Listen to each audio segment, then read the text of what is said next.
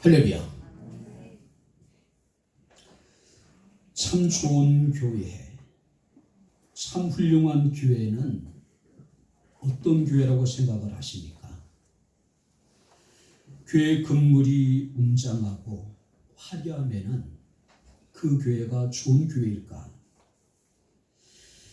교인 수가 많으면 그 교회가 훌륭한 교회가 될 수 있을까?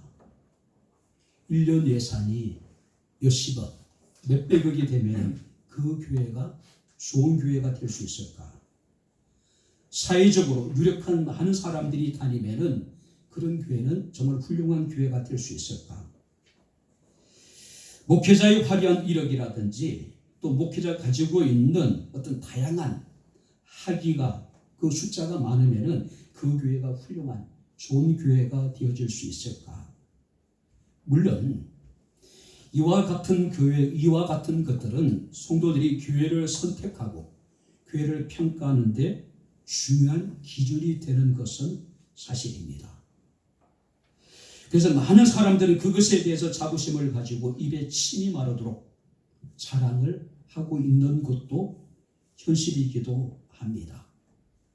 그런데 참 좋은 교회, 참 훌륭한 교회의 기준은 교회 건물의 크기도, 예산의 규모도, 교인들의 숫자도, 화려한 목회자의 이력도, 목회자의 학위도 전혀 관계가 없다는 사실을 우리가 기억을 해야 됩니다.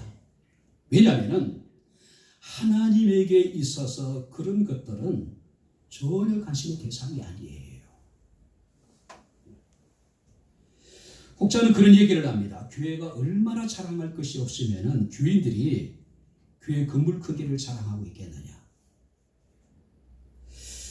교회가 얼마나 자랑할 것이 없으면 교인 수를 자랑하고 교회가 돈 많은 것 자랑하고 담임 목회자의 이력을 자랑하고 학위를 자랑하겠느냐. 그만큼 자랑할 것이 없다는 이야기예요.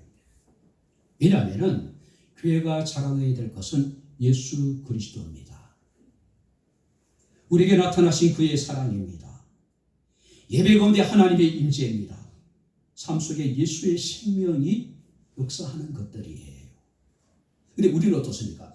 본질적인 것을 우리는 잊어버리고 비본질적인 것을 가지고 그것이 교회의 전부가 되는 것처럼 우리는 착각할 때가 얼마나 많은지 모릅니다.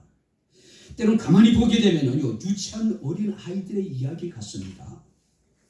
아이들이 어떻습니까? 우리 아파트 평수가 몇 평이고 우리 집에 돈이 얼마나 많고 우리 엄마 아빠가 얼마나 힘이 세고 우리 엄마 아빠가 어느 대학을 나오고 우리 친척 중에 누가 있고 등등등.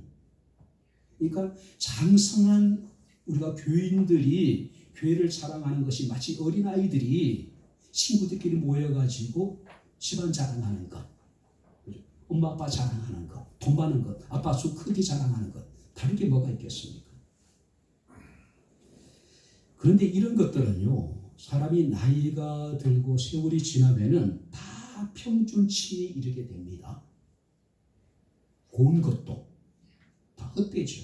아름다운 것도 헛됩니다. 나이 들면은 다 의미가 없어져요. 그렇지 않습니까? 사람의 인물이라든지 그의 사람의 건강이라든지 내가 가지고 있는 재산이라든지 개인적인 능력, 이 모든 것들은 세월이 지나고 나이가 들게 되면 다 평준치에 이르게 되는 거예요. 그리고 마지막 순간에 보니까 강한 자나 약한 자나 부자나 가난한 자나 일반으로 다 죽을 수밖에 없는 거예요.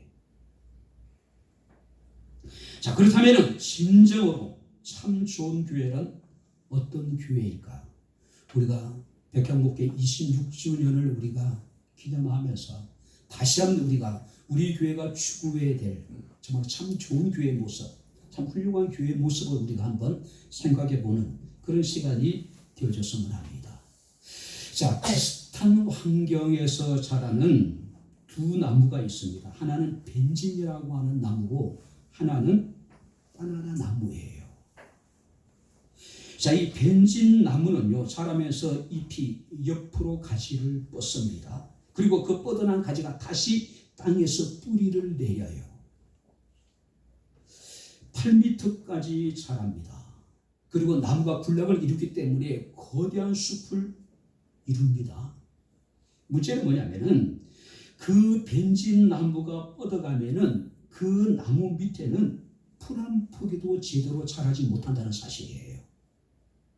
왜냐하면은 그 나무가 서식하고 있는 토양의 모든 영양분들을 다 빨아들여 버려요. 그리고 어느 날 이 나무가 이제 고목이 돼가지고 괴사를 하게 되면은 그 자리는 완전히 황무지가 되어버린다는 거예요. 반면에 이 바나나 나무는 어떻습니까? 비록 벤진 나무처럼 크지는 않는다고 얘기를 합니다. 그런데 이 바나나 나무는 주위에 생명을 준다고 얘기를 해요. 6개월이 되면은요 반드시 옆에다가 새싹을 낸다는 겁니다. 그리고 1년이 지나면은요 많은 열매를 맺게 됩니다. 많은 사람들에게 먹거리를 제공합니다. 뿐만 아니라 그 잎사귀는 사람들이 생활 속에서 그릇으로 사용되기도 하고 또 지붕을 덮어서 비를 새지 않게 막아주기도 한다고 얘기합니다. 그리고 이 바나나 나무는 죽으면은요 그 주위에 무수히 마른 어린 바나나 나무들이 자라난다는 거예요. 같은 비슷한 토양에 같은 그 환경에서 자라지만은 이렇게 두 나무가 주변에 끼치는 영향력은 전혀 다르다는 이야기예요. 만약에 교회가 본질을 떠나서 시설을 자랑하고 웅장한 말을 자랑한다면은 결국 어떻게 되겠습니까?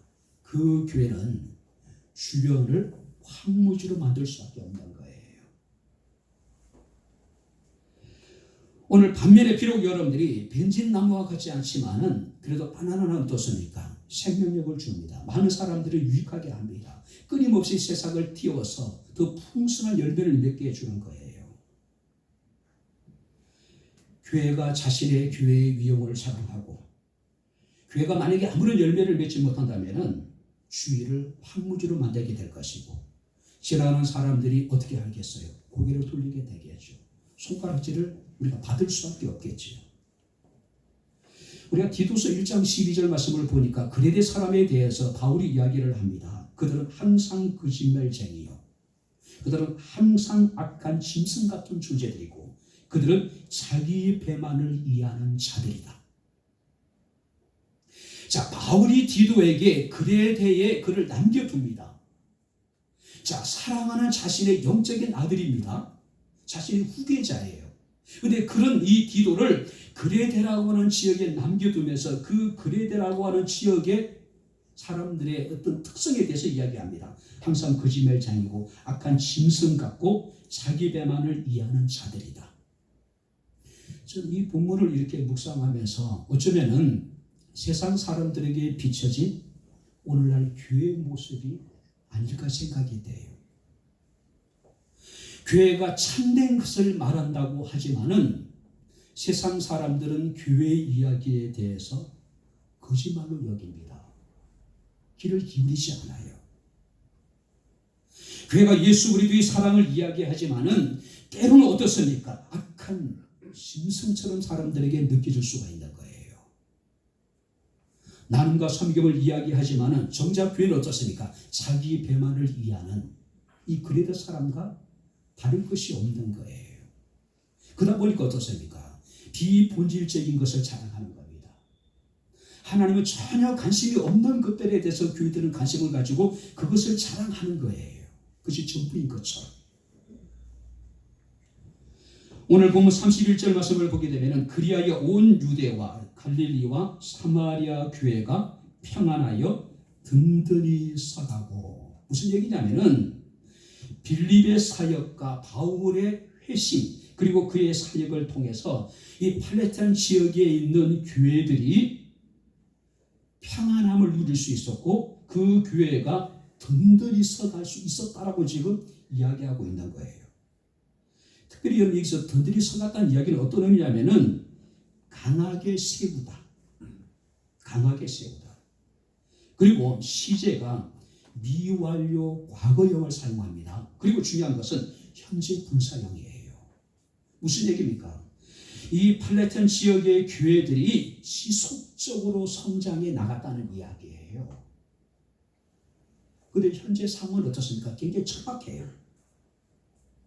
교회가 성장하기 위해서 결코 녹록지 않는 그런 환경이었단 말이에요. 끊임없는 환난과 핍박이 계속되어졌습니다. 믿는 자들은 핍박을 피해서 지금 어떻습니까? 민들레 씨앗이 흩어지듯이 바람이 날리듯이 지금 뿔뿔이 흩어져 있는 상황이에요. 그런 중에도 교회가 평안했다는 사실이에요. 그런 중에도 교회가 더디게 서갔다는 이야기예요. 그런 중에도 교회가 성령의 위로를 통해서 어떻습니까? 그들이 믿는 사람의 수가 더해졌다는 이야기예요. 오늘 우리 백향목 교회 26주년을 우리가 맞이하면서 든든하게 세워져가는 교회, 우리가 그 교회를 우리가 어떻게 세워나가야 될 것인가, 우리가 말씀을 통해 살펴면서 우리가 함께 은혜를 나누도록 하겠습니다. 우리 다시 한번 여러분들이 31절 같이 읽겠습니다. 그리하여 온 유대와 갈릴리와 사마리아 교회가 평안하여 든든히 서가고 주를 경외함과 성령의 위로로 진행하여 수가 더 많아지니라. 그리하여 온 유대와 갈릴리와 사마리아 교회가 평안하고, 그러니까 우리가 든든히 서기 위해서는, 우리가 믿는 사람의 수가 더 많아지기 위해서는 가장 중요한 게 뭡니까? 먼저 교회가 평안해져야 된다는 거죠. 평안해져야 되는 거예요. 이 평안이라고 하는 단어는 에이레네지요. 무슨 말입니까? 평화를 가지다. 여기서 말하는 평화라고 하는 것은 일시적인 것이 아니라 지속적으로 누릴 수 있는 평안, 이것을 말하는 거예요. 초대교회 환경이 바뀐 것은 전혀 아니죠. 여전히 교회는 핍박을 당했고 여전히 교회는 환난 가운데 처해 있습니다. 그럼에도 불구하고 교회는 평안했다는 사실이에요. 현실적으로 많은 환난과 핍박을 받고 있었지만 하나님의 은혜로 말미암아 그들은 평안을 계속해서 유지하고 있었다. 계속해서 지속적으로. 교회가 평안하니까 교회가 든든히 서갔고, 교회가 평안하니까 사람들의 수가 더 많아졌다고 지금 31절에 말씀을 하고 있습니다. 자, 여기서 말하는 평안이라는 것은 일반적인 평안이 아닙니다. 위로부터 주어지는 신적인 평안을 의미하고 있는 거예요. 바로 이 평안이라는 하는 것은 누구도 빼앗을 수 없는 평안입니다. 어떤 환난과 핍박 속에서도 누릴 수 있는 참 평안을 의미하고 있는 거예요. 교회는 다양한 사람들이 모여서 공동체를 이루게 되죠. 성도들의 면면을 보게 되면은 살아온 환경도 다르고, 살아온 문화도 다르고, 우리가 살아온 지역도 다 달라요. 그죠? 자, 그럼에도 불구하고 교회는 어떻습니까? 그리스도 안에서 하나가 되어져야 되고, 다양한 환경, 문화, 지역에서 자란 사람들이 그리스도 안에서 하나가 되어져서 진정한 평안을 이루는 것이 바로 이 교회가 되어야 된다는 거예요. 사도행전 13장에 보게 되면은 우리 교회가 추구하고 있는 안디옥 교회. 자, 그런데 이 안디옥 교회는요, 다양한 사람들로 구성이 되어졌습니다. 13장 1절 말씀을 보게 되면은 안디옥에 선지자들과 교사들이 있으니 곧 바나바와 니게르라 하는 시몬과 구레네 사람 루기오와 분모왕 헤롯의 젖동생 마나엔과 사울이 있었다. 그러니까 5명의 안디옥 교회의 지도자들을 증거하고 있어요. 근데 성경 말씀 보니까 바나바라고 하는 사람은 구브로 태생의 레위 사람이에요. 유대인이에요. 반면에 니게르라고 하는 시몬이라는 사람은 흑인입니다. 여러분, 니게르라는 뜻은 뭐냐면은 걷다는 뜻이에요. 이 니게르라는 단어에서 니고로라고 하는 단어가 나왔어요. 성경학자는 그런 얘기합니다. 니게르라고 하는 시몬이라는 사람은 예수를 대신해서 십자가를 지고 골고다를 올랐던 구레네 시몬이라고 이야기를 합니다. 그렇다면은 그는 흑인이었고 그는 시골 사람이에요. 뿐만 아니라 구레네 사람 루기오라고 하는 사람도 등장합니다. 아마 그는 흑인이라고 얘기합니다. 왜냐하면 구레네라고 하는 지역이 북아프리카에 있는 지역이기 때문에 그래요. 뿐만 아니라 분봉왕 헤롯의 젖동생 마니엔이라는 사람도 등장을 합니다. 자, 헤롯의 젖동생이라는 것은 헤롯과 함께 궁궐에서 자란 친구를 말하는 거예요. 그러면은 왕족 중에 한 사람일 것이라는 이야기예요. 뿐만 아니라 사울이라는 사람이 등장합니다. 사울은 로마 시민권을 가진 사람입니다. 자, 가마리엘이라고 하는 유대 최고의 랍비의 문화생이에요. 바로 안디옥 교회를 구성하고 있는 사람들의 면면을 보게 되면은 흑인도 있었고, 그죠? 시골 사람도 있었고, 도시 사람도 있었고, 로마 시민권을 간 사람도 있었고, 다양한 국적, 다양한 인종, 다양한 계층의 사람들이 하나가 되어 있는 거예요. 오늘 우리 백향목 교회가 비록 다양한 사람들이 모여 있으죠. 얼마 되지 않지만은 자란 환경도 다르고 우리가 문화도 다르고 지역도 다 다른 사람들이에요. 자, 그래도 불구하고 우리가 그리스도 안에서 하나 되고 그리스도 안에서 참된 평안을 누릴 수 있는 우리 백향목 교회가 되어줄 수 있기를 주 이름으로 축원합니다. 우리가 평안할 때 교회가 든든히 설 수 있는 것이고 평안할 때 교회가 부흥할 수 있는 거죠. 우리는 그것을 지난 역사를 통해서 뼈저리게 느꼈잖아요. 그렇지 않습니까? 교회가 어지러울 때, 평안하지 못하고 교회가 혼란스러울 때 어떤 일이 벌어졌는지를 우리는 너무나도 잘 알고 있는 사람들이에요. 이제 우리가 26절을 맞이하면서 이제는 우리 백향목 교회가 평안한 교회가 되었으면 좋겠습니다. 할렐루야. 그래서 은혜의 가운데 든든히 서갈 수 있는 교회, 날마다 믿는 사람들의 수가 더해질 수 있는 교회, 바로 우리 백향목 교회가 앞으로 추구해야 될, 아니 지금 우리가 여러분들이 만들어가야 될 교회 모습이 아닌가 생각이 됩니다. 우리 교회가 평안한가? 여러분들이 생각 어떻습니까? 문제없는 사람이 없습니다. 문제없는 가정이 없습니다.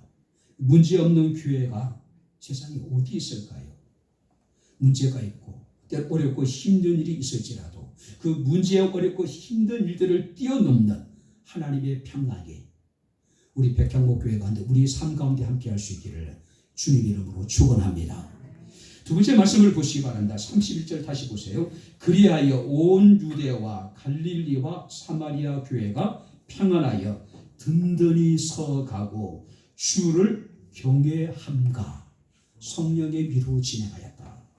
주님을 경외하는 교회, 든든히 서가는 교회, 부흥하는 교회의 특징은 뭡니까? 주님을 경외하는 믿음을 가진 사람들이 모이는 교회예요. 자, 여기서 경외라고 하는 것은 어떤 의미냐면은 두려워한다는 뜻이에요. 그리고 공경한다는 뜻입니다. 자, 그렇다면 주님을 경외한다는 이야기는 어떤 의미입니까? 1차적으로는 주님을 두려워하는 것이고 그 다음으로는 우리가 주님을 두려워하는 만큼 바로 주님을 존경하고 주님을 공경하고 주님을 사랑하는 것. 한마디로 우리가 코람데오의 삶이라고 이야기할 수 있을 거예요. 하나님 앞에서의 삶이에요. 이것이 주님을 경외하는 성도의 자세입니다.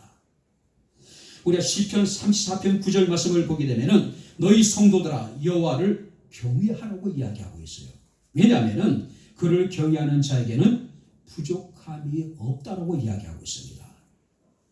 뿐만 아니라 우리가 잠언서 22장 4절 말씀을 보게 되면은 여호와를 경외함의 보상은 재물과 영광과 생명이니라.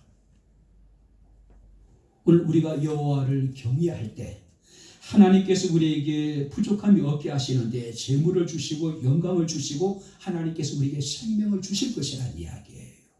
그리고 그런 여호와를 경외하는 사람들이 함께 하게 될 때에 하나님의 교회는 든든히 세워주실 것이고 하나님의 교회는 부흥을 하게 될 거란 이야기죠. 근데 우리는 어떻습니까? 하나님을 경외하는 마음이 없어요. 오랜 신앙생활을 했음에도 불구하고 하나님을 우리가 경홀히 여기는 사람들이 얼마나 많은지 몰라요. 여호와 이름을 망령히 일컫는 사람들이 얼마나 많은지 몰라요. 왜 그렇습니까? 하나님을 두고 않기 때문에 그래요. 요즘에 그래도 잠잠한데 예전에 한기총을 대표하는 어떤 목사, 참 많은 사람들이 교회에 대해서 부정적인 인식을 심어준 것이 사실이에요. 그런데 일부의 목회자들은 또 그 목사에게 동조하는 분들도 분명히 있으시더라고요. 하나님에 대해서 뭐라고 얘기해요? 나한테 까불면 죽어. 이거는 신성모독이에요. 어떻게 감히 목회자 입에서, 아니 목회자를 떠나서 믿는 사람들의 입에서 하나님 나한테 까불면 죽는다는 이야기가 어떻게 가능할까요? 도대체 하나님을 얼마나 없이 여겼으면, 하나님을 얼마나 깔봤으면 자신 앞에 하나님이 까분다는 표현을 하고 자기 앞에 까불면 하나님 나한테 죽을 수 있다는 이야기할 수 있을까요? 무슨 얘기입니까? 하나님을 두려는 마음이 없는 거예요. 하나님을 없이 여기는, 무시하는 거예요. 우리가 성경 말씀을 보게 되면 엘리 제사장의 두 아들이 있습니다. 홈리와 비느하스라고 하는 인물이죠. 그들은 제사장임에도 불구하고 하나님을 알지 못했고, 그들은 하나님의 예배를 멸시했고, 그들은 하나님의 성전에서 온갖 악행을 일삼았어요. 습관적이에요. 그 결과 뭡니까? 하나님이 그들을 죽이기로 작정을 하셨다라고 성경에 말씀하고 있음을 우리가 보게 됩니다. 사랑하는 성도 여러분들, 든든히 서가는 교회, 우리 백향목교회가 부흥하기를 원하면 우리 먼저 한 사람 한 사람이 여호와를 경외하는 믿음을 가지고 있어야 됩니다. 할렐루야. 하나님을 두려워해야 돼요. 만약에 우리가 하나님을 두려워하는 마음이 있다면 교회 안에서 자신의 감정을 여과 없이 드러낼 수 없을 거예요. 정말 우리가 하나님을 경외하는 마음이 있다면 교회 안에서 우리는 모든 사람을 예수님처럼 여기고 우리가 섬기고 우리가 여러분들이 서로가 서로를 사랑하지 않을까요? 창세기 말씀을 보게 되면 롯의 두 사이가 있었습니다. 주의 천사가 롯에게 소돔과 고모라 성에 대한 하나님의 심판을 경고합니다. 롯은 어떻습니까? 자신의 두 딸에게 또 이 사이를 불러서 하나님의 경고를 전하게 되죠. 근데 어떤 일이 벌어지게 됩니까? 롯의 두 사이가 하나님의 말씀을 농담으로 여겼다. 그들은 하나님을 알지 못한 사람들이에요. 하나님을 경외하는 마음이 없는 거예요. 하나님을 두려워하지 않는 거예요. 그러니까 하나님의 말씀을 농담거리로 여기고 있는 거예요. 그리고 어떻게 됩니까? 소돔과 고모라 성이 유황불의 심판을 받아 멸망할 때 그들 역시도 멸망을 당하게 되었다라고는 사실이에요. 오늘 사랑하는 성도님들, 우리가 비록 작은 교회지만요, 그래도 우리 교회의 본질은 뭡니까? 우리가 신앙의 본질은 뭡니까? 여호와를 경외하는 거죠. 주님을 두려워하는 거예요. 오직 주님만을 바라보고 오직 주님만을 높이고 오직 주님께 영광을 돌리는, 저보로 여호와를 경외함이 더 많아질 수 있는 우리 백향목교회가 되어지게 되기를 주의 이름으로 축원합니다. 경외함이 없다 보니까 교회 안에서 엉뚱한 이야기를 하게 되고 엉뚱한 일을 하게 되는 거죠. 그죠? 최소한 우리 그리스도인들이 여호와를 경외하는, 하나님을 두려워하는 마음이 있다면은 바로 교회는 분명히 달라질 거예요. 세상은 분명히 교회를 통해서 달라질 수 있어요. 그런데 교회가 세상 속에 전혀 영향력을 미치지 못하는 이유는 뭡니까? 우리가 여호와를 경외하지 않기 때문에, 하나님에 대한 두려움을 우리가 잃어버렸기 때문에 그래요. 마지막에 세 번째 여러분 31절 말씀을 보게 되면은 그리하여 온 유대와 갈릴리와 사마리아 교회가 평안하여 든든히 서가고 주를 경외함과 성령의 위로로 진행하여 수가 더 많아졌다. 한번 따라해 보시기 바랍니다. 성령의 위로로 진행하여 성령의 위로로 진행했다. 자, 여기서 위로라고 하는 것은 가까이 불러서 검명한다는 뜻이에요. 그죠? 초대교회는 그야말로 무시무시한 불같은 시험을 당했죠. 많은 환난을 그들이 당했습니다. 자, 그럼에도 불구하고 초대교회가 든든히 서가고 믿는 사람들의 수가 더 많아질 수밖에 없었던 이유는 뭐냐면은 그런 환난과 핍박 속에서 성령의 위로가 그들에게 날마다 함께했다는 사실이에요. 교회가 폭발적인 성장을 할 수 있었던 것도 성령의 역사 그들 가운데 함께했을 뿐만 아니라 그들이 환난과 핍박을 당할 때 성령께서 가까이 오셔서 그들에게 위로해 주셨기 때문이라는 이야기예요. 흔히 어렵고 힘든 일을 만들 때 극단적인 선택을 하시는 분들이 종종 있죠. 근데 대부분 그런 얘기합니다. 누군가가 그의 이야기에 귀를 기울여 줄 수 있는 사람이 있었다면은 그런 극단적인 선택을 하지 않았다고 얘기를 해요. 대부분 사람들이 이야기합니다. 극단적인 선택하는 사람 특징이 뭡니까? 혼자라고 여긴 거예요. 이런 어렵고 힘든 상황이 언제까지 계속되는지 알 수 없기 때문에 그들은 여러분들이 극단적인 선택을 합니다. 그런데 중요한 것은 오늘 이 초대교회 성도들이 극심한 환난과 핍박 속에서도 그들이 평안할 수 있었던 것, 그들이 여호와를 경외하는 믿음을 끝까지 지켜낼 수 있었던 것, 그러면서 교회가 든든히 서가고 교회가 부흥할 수 있었던 것은 그런 환난과 핍박 속에 성령의 위로가 날마다 그들 가운데 함께 있기 때문이라는 거죠. 많은 환난과 핍박에도 평안하고 든든히 설 수 있었던 것은 바로 성령의 위로 가운데 그들이 담대하게 진행했다. 성령의 위로 가운데 담대하게 진행했다. 저는 우리 교회들에게 자주 했던 이야기가 있습니다. 섭씨라고 하는 말을 자주 합니다. 섭씨, 속삭일 섭, 가르칠 시. 뭡니까? 작은 소리로 내 귀에 와서 속삭이는 하나님의 음성. 엘리야에게 들려진 하나님의 음성은 지진을 통해서 천둥 번개를 통해서도 아닙니다. 강한 바람을 통해서도 아닙니다. 하나님의 음성은 세미한 가운데 엘리야에게 나타났다는 사실이에요.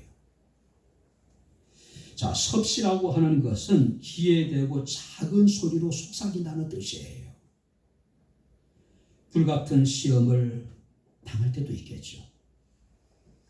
삶에 지치고 힘들 때마다 우리는 내게 다가오셔서 내 손을 잡아주시고 내 귀에 속삭이시는 주님의 위로의 음성을 들을 수 있는 우리 모두가 되어질 수 있기를 주의 이름으로 축원합니다.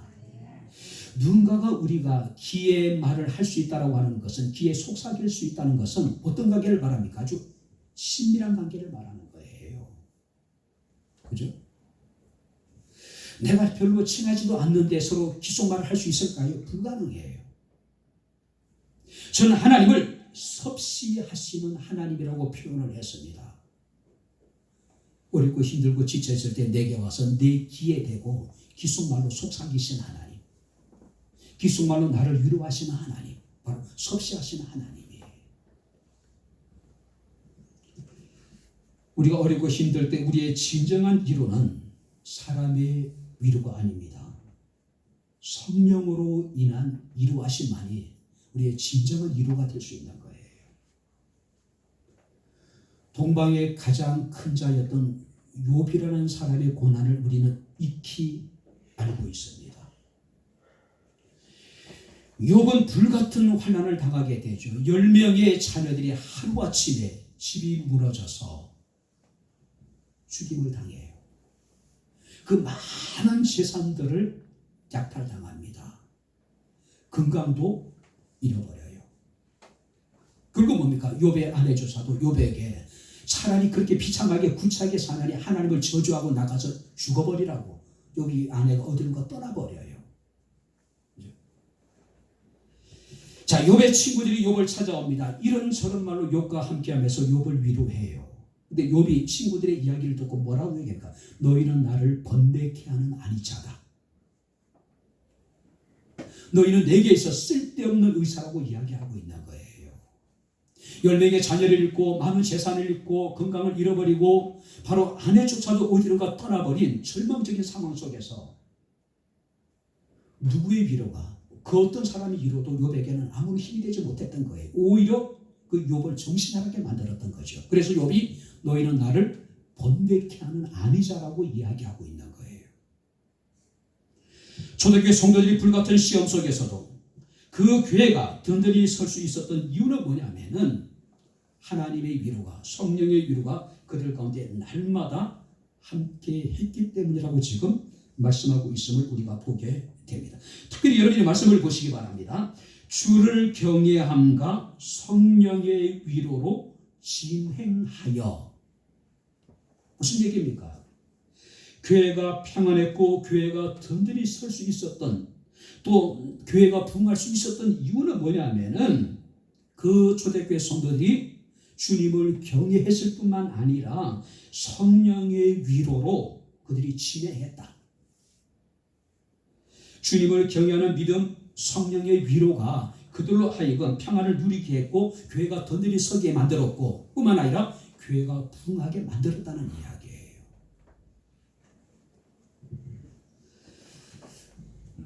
작은 시골에 어떤 청년이 이사를 왔습니다. 이 청년이 이 동네가 살만한 동네인지 이곳저곳 돌아다닙니다. 그리고 나이가 많은 어르신을 만나요. 그리고 묻습니다. 이 동네는 살만한 동네냐고 물어봅니다. 그때 노인네가 이야기를 합니다. 당신은 이전에 어떤 동네에 살다가 왔습니까?